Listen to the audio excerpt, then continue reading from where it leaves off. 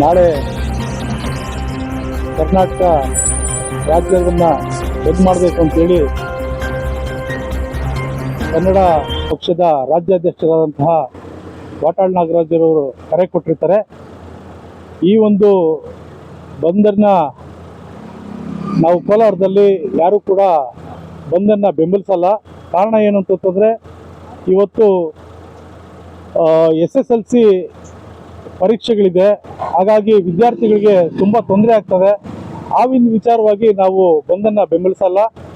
ಆದರೆ ಕೂಡ ಇವತ್ತು ಅನೇಕ ನಾವು ಪ್ರತಿಯೊಂದು ವಿಚಾರಗಳಲ್ಲೂ ಕೂಡ ಕರ್ನಾಟಕವನ್ನು ಬಂದ್ ಮಾಡಬೇಕು ಅಂತೇಳಿ ನಾವು ಹೊರಡ್ತಾ ಇರ್ತೀವಿ. ಆದರೆ ನಮ್ಮ ಭಾಗದಲ್ಲಿ ನೀರಾವರಿ ಹೋರಾಟ ಬಂದ ಸಂದರ್ಭದಲ್ಲಿ ನಾವೆಲ್ಲರೂ ಕೂಡ ನೀರಾವರಿಗೋಸ್ಕರ ನಾವು ಬಂದನ್ನು ಯಶಸ್ವಿಯಾಗಿ ಮಾಡಿದ್ದೀವಿ.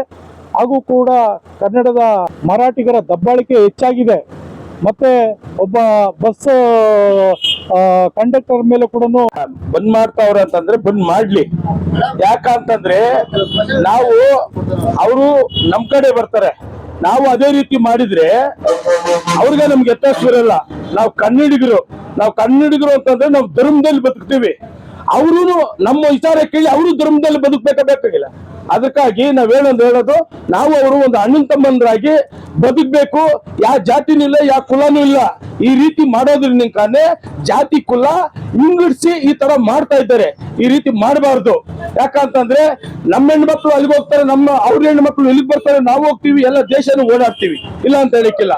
ಅದ್ಬಿಟ್ಬಿಟ್ಟು ಈ ರೀತಿ ಮಾತಾಡಬಾರ್ದು. ಇದು ನಾಳೆ ಸ್ಟ್ರೈಕ್ ನಡಿಬೇಕಂದ್ರೆ ನಡೀಲಿ.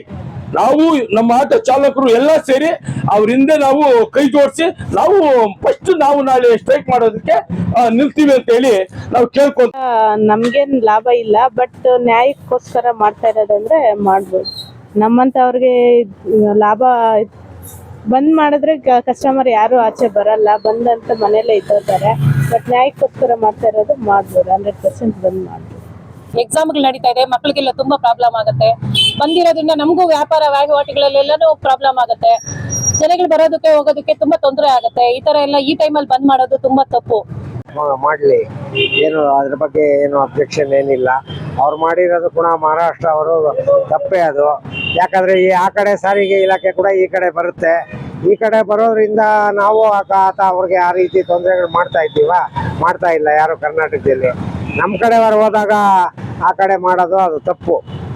ಅದೇ ನಾಳೆ ಬಂದಿರೋದ್ರಿಂದ ನಮಗೆ ವ್ಯಾಪಾರ ಮಾಡೋದಕ್ಕೆಲ್ಲ ತೊಂದರೆ ಆಗುತ್ತೆ. ನಾವು ಸಣ್ಣ ಪುಟ್ಟ ವ್ಯಾಪಾರ ಮಾಡ್ಕೊಂಡು ಜೀವನ ಮಾಡೋರು.